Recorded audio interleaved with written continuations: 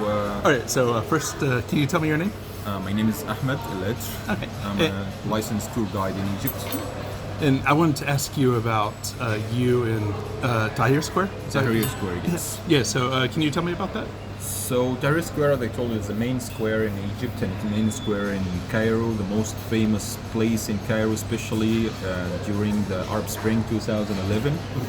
And we had two revolutions, 2011, 2013. In 2011, there was roughly 8 million, rebel against the president at that time.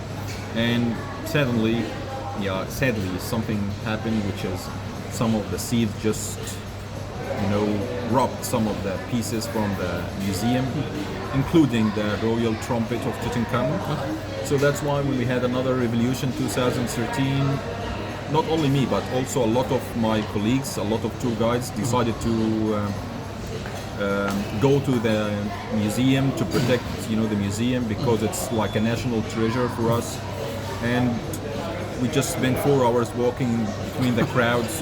Normally it's 2 minutes walking, but we spent 4 hours because of the people, the crowds of the people there. We couldn't even decide where to go. They keep pushing us. And you said 33 million people? 33 million. According to the statistics, it's 33 million.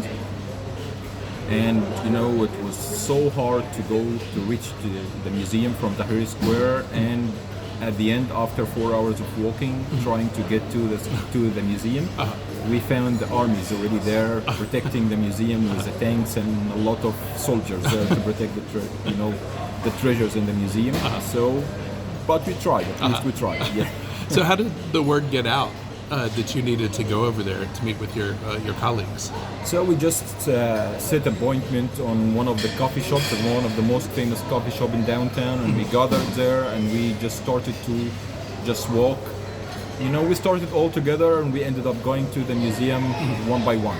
We couldn't go to we couldn't walk as a group because of the crowd. A lot of people going different directions, so we couldn't stay as one group. Well, just throughout this whole tour, that you've been much more than just a tour guide as well. You're an Egyptologist, you're a historian. It's kind of hard to imagine holding as much information in your head as you've been able to pass on to us.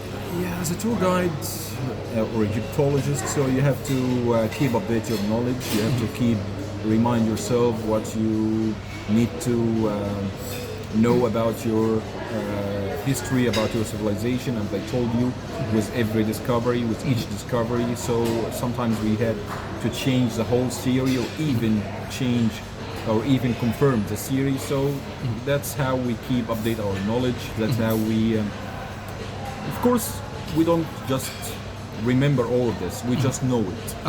It's like your name.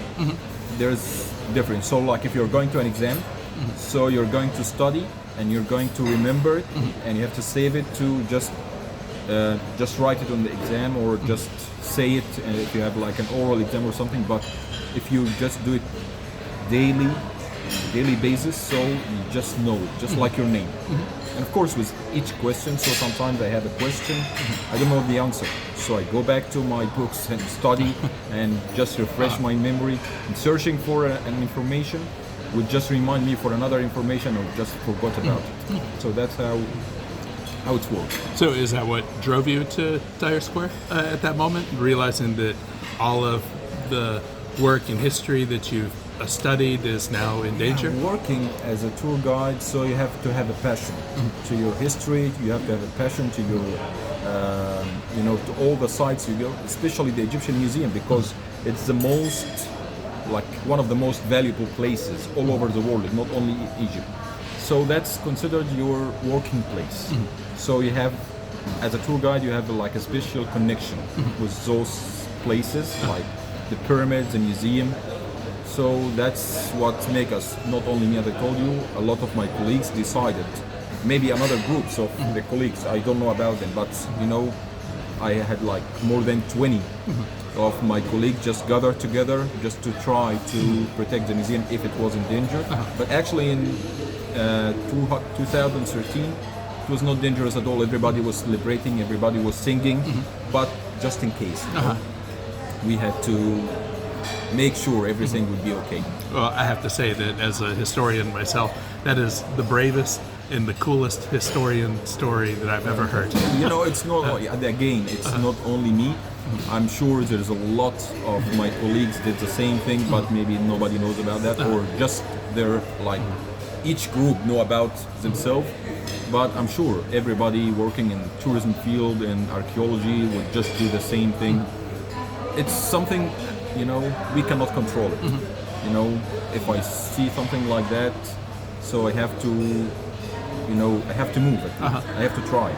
That's what we did, and I think, you know, hopefully it's not going to happen again, but if it's happened, so we're going to do the same thing. Well, it's an interesting moment where you have all of the ancient history that you've been looking at, you know, for years, and all of a sudden becoming current events. Yeah, of course. But it's a fascinating story. So I appreciate you sir. telling me that. Thank you, sir.